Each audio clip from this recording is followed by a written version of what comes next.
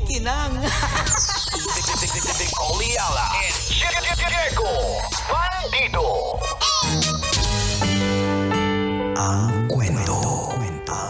Mula sa mahiwagang burnay. Mula sa mahiwagang burnay.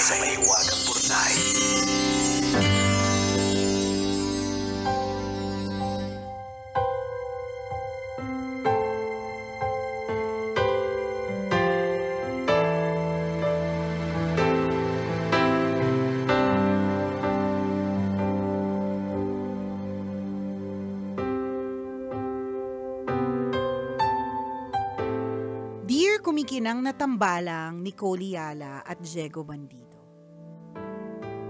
Itago niyo na lang po ako sa pangalang Tanya, may asawa at 2 anak.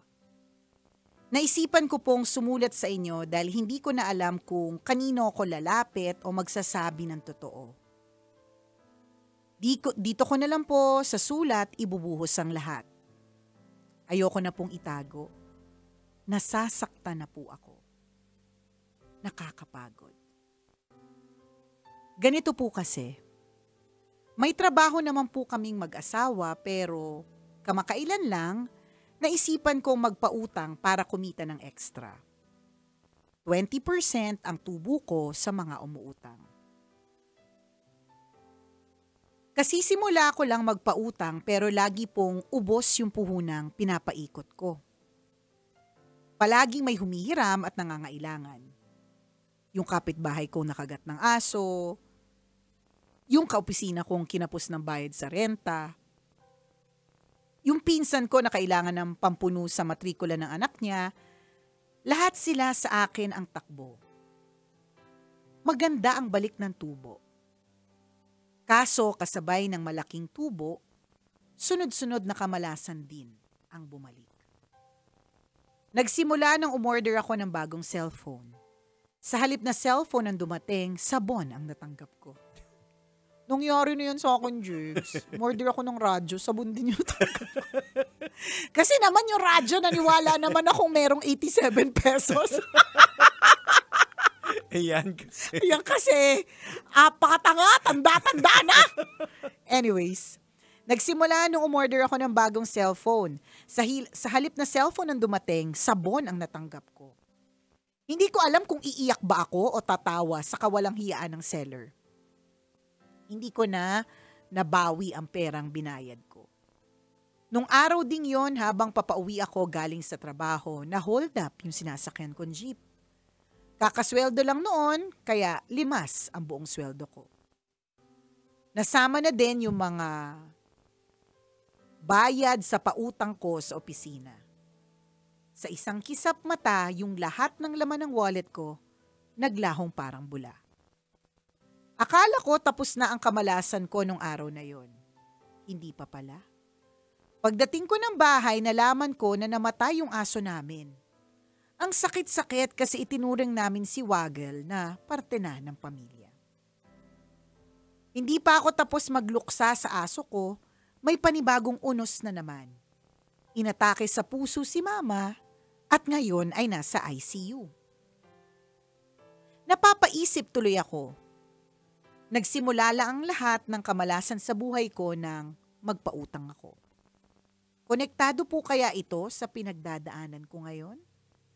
Salamat po sa pagbasa ng sulat ko at sana ay magkaroon ng linaw ang kaguluhan sa isip ko. Ang inyong tagapakinig, Tanya.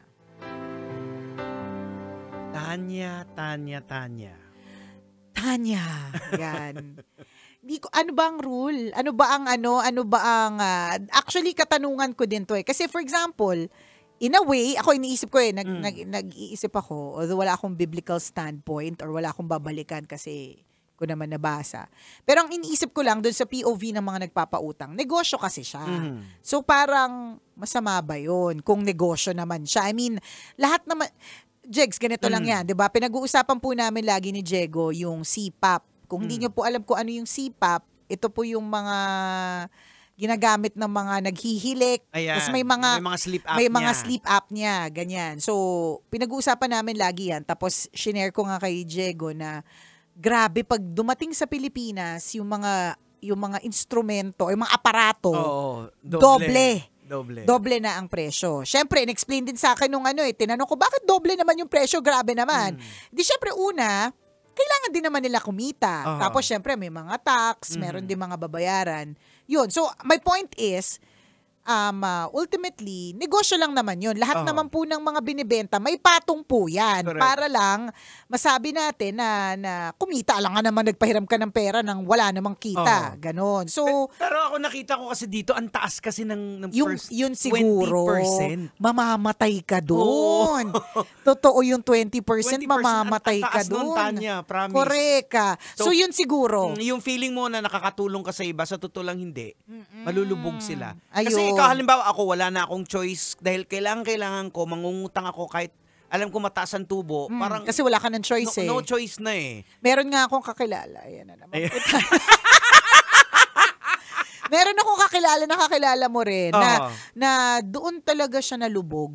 Doon sa interest. Kumbaga parang patong ng patong yung interest na lang ang laging pag nagkakapera Yan, siya, oo. yun na lang yung binabayaran. Tama. Tapos yung mismong principal Yung amount. principal, ano hindi po, nababawasan. correct. Ano po ibig sabihin ng principal amount? Kung magkano yung inutang. So kunyari, 10,000 yung inutang, ang 20% nun magkano? Compute nyo na. Diba? Kayo na mag-compute.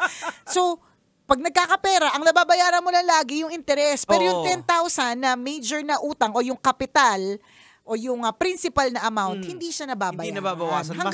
Masakit sa ulo. Correct. Hanggang sa lumubog na. Hanggang sa hindi na kinaya. Yan. Yun. Oo. Kaya nga kami dahil nalubog din kami sa utang noon, kaya kami nagdesisyon na para ma-break yung cycle na yun na lagi ka na lang naghahabos at binabayaran mo na lang is yung tubo na lang ng tubo, walang nangyayari. Kaya dumating kami sa point, nagdesisyon kami, benta namin yung bahay namin para at least magkaroon ka ng peace of mind. Correct. Wala pong tatalo sa peace of mind. Oo, yun talaga. Alam mo, sa totoo lang, meron nagtanong sa akin yan recently sa isang interview na, ano yung masasabi mong basehan mo ng success? Tapos ang sinabi ko talaga, top of mind, peace of mind. Yan, totoo. Masasabi mong successful ka kapag meron ka talagang kapanatagan ng Oo. isip at kalooban. Yan, aanhin mo yung apakadami mong mga properties, apakadami mong mga negosyo, pero yung utak mo hindi makapagpahinga. Correct ka. Diba? Wala kang peace of mind kasi may problema dito, doon na naman sa kabila. Tama.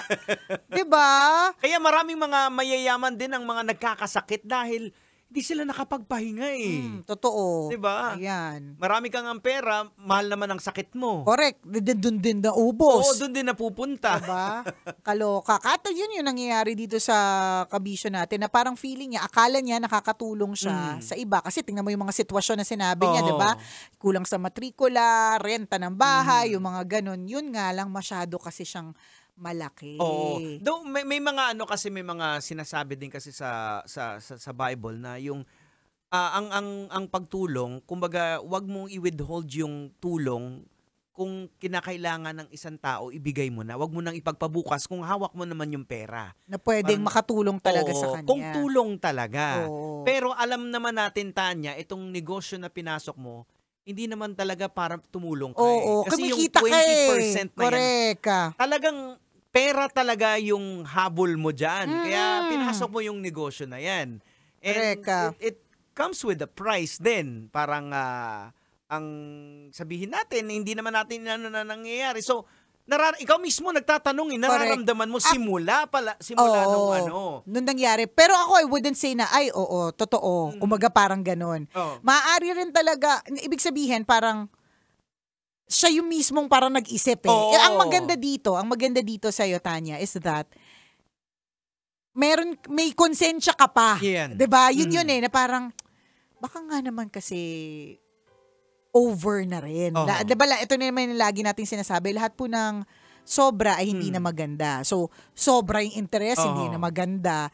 'Di ba? Sobrang, basta lahat ng sobra hindi na maganda. So, ayan. ikaw naisip mo yon na kaya nangyayari. Pero minsan, may mga nangyayari kasi talaga sa buhay natin. Kasi kailangan lang talaga nating daanan. It doesn't necessarily mean na karma mo yan. It's a reminder din Oo. Reminder din, nare-remind. Kaya nga, nagkaroon ka ng idea. Hindi naman kami ang nagsabi Oo, nito. hindi. Galing Ikaw to din sa'yo. naman. Oo. Correct. So, ibig sabihin, merong conviction sa'yo. Na parang, or talagang in your mind, from the very first time na nag-start ka ng lending na negosyo na yan, na alam mo talaga sa sarili mo na medyo mataas talaga yung 20%. Kaya siguro, gano'n na lang din na nung sunod-sunod yung mga nangyayari hindi maganda, inattribute mo siya doon. Hindi, kumbaga, hugas kamay mang pakinggan kami ni Diego, pero sa'yo din konsensya mo rin yung nag-usig sa'yo tungkol dyan. So, pero it doesn't necessarily mean na ang taas mo kasi mag-interest kaya minamalas ka ngayon.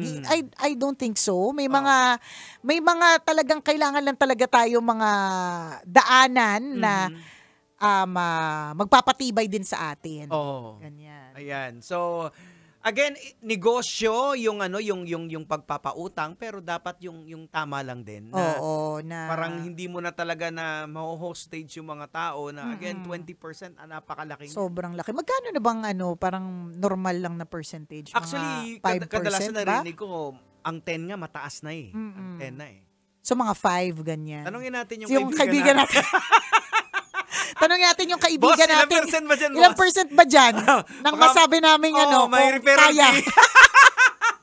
masabi natin, kaya namin yung yung ganyan. Pero gets natin yung negosyo part, Gets negosyo naman yan. natin. In a way, kung titingnan din natin sa POV ng mga nagnenegosyo, siguro para sa kanila, ito din ay protection din sa kanila. Parang kasi, hindi ka naman pinilit for the first, correct, alam mo naman na ito yung tubo, pumayag ka, parang ganun. Pero, totoo, pero alam natin mabigat, lalo na kung yung mga pinautang mo, talagang wala na. Wala namang siguro, Jegs, pagkukunan talaga. Siguro, Jegs, baka yun nga rin yung point. Kaya siguro medyo mas malaki yung interest. Kasi alam naman din talaga ng mga nandoon sa nagpapautang, katulad nitong si Tanya, na hindi mo naman ito mababayaran yung principal. So, ewan, hindi ko rin alam. Basta negosyo nyo yan. Importante, wala tayong utang, ganyan. Ang hirap pumalubog. Nahirap. Totoo yun. Yung parang hindi ka na para kang nasa loob ng kumunoy. Hindi, gustuhin mo mang makaalis, hindi. Hinihila ka na to lalo pababa. Feeling mo na parang ang unfair naman na nagpautang sa'yo kasi lubog ka na nga tapos sisingilin ka pa tapos ulit. ang taas-taas pa ng percentage. Pero again, hindi ka naman din pinilit. Nung kailangan mo. Binigay sa'yo agad-agad at alam mo yung tubo, yung percentage. So, it goes both ways. Correct. Hindi lang naman. Dun sa nagpapautang at sa nangutang. Yun din naman, tama. Thank you for saying that na it goes both ways. So, pag umutang ka po, ito po yung obligasyon. Iba po yung inabutan kita ng tulong sa'yo na to. Yan. Iba yung humiram ka at umutang ka. And that is an obligation. Tama. Responsibility po Correct. siya. Okay, Docs? Isang malaking check ng pink na ballpen. Ayan. Salamat na marami sa pagtutok ngayong araw na ito. Ayan, Tanya, maraming salamat. Thank you, Tanya, for sharing your story with us. O siya, hanggang dito na lang po ang tambalang kumikinang muli. Ako pong kumikinang na ulo, Diego Bandido. At akong kumikinang ina mo, Nicole Liala. Kailangan pa bang i-memorize yan? Basic! Yun. Oo, mahirap ang pumasok ka sa ganitong sitwasyon. Yung feeling mo kinakawawa ka, correct. Ikaw nag-utang, na lubog ka na nga sa utang, tapos hindi tumitigil yung yung tubo. Feeling mo parang ikaw ang kinakawawa. Pero tingnan mo naman dun sa other side din naman. Umutang ka kasi talaga negosyo, kung binalik mo kagad yung pera niya, pinautang niya sa iba, tumuloy sana. Totoo. Parang kumikita siya. So, ito lang yung nakakalungkot kasi katotohanan talaga siya ng mga kahirapan sa Pilipinas. Yan. Na, ano ba yun, yung Ponzi scheme? dala na Yung dala ng kahirapan minsan yan, yung bang meron kang uutang ka ulit para magbayad ka ng utang. Ayan. Wala na, pagka ganun, lubog na lubog ka na. So, mangungutang ako kay Nicole para mabayaran ko siya, uutang na naman ako doon. Correct, ganun. Tapos, pag siningil na naman ako doon, halimbawa kay Mara ako ng utang, mangungutang na naman ako kay Konyo. Yan. Babayad ko doon kay Mara hanggang sa wala na, lubog ka na. Wala nang magpapautang sa'yo. Totoo. Yun yung mahirap. Diba? Ingat, huwag kayong umutang. Ang daling sabihin na, pero hanggat kaya. Oo. Kasi mahirap po talaga siguro kung because napagdaanan na din talaga namin. At, ingat sa shark loan tinatawag. Ano ba yun? Mga shark loans ang tawag doon sa kanila. Yung mga malalaki ang interest. Shark kasi nangangain. Oo. Wala, Tanya, sorry na. Wala, Tanya, huwag ka na magalit, Tanya. Basta ang importante, meron kang conviction na baka naman may kailangan baguhin. Yeah, it's a good thing na at least may conviction ka na nararamdaman mo sa puso mo. Kaya naipadala mo dito na pag-usapan natin. True, Lalu. Salamat, Tanya. O siya, bye-bye, everyone.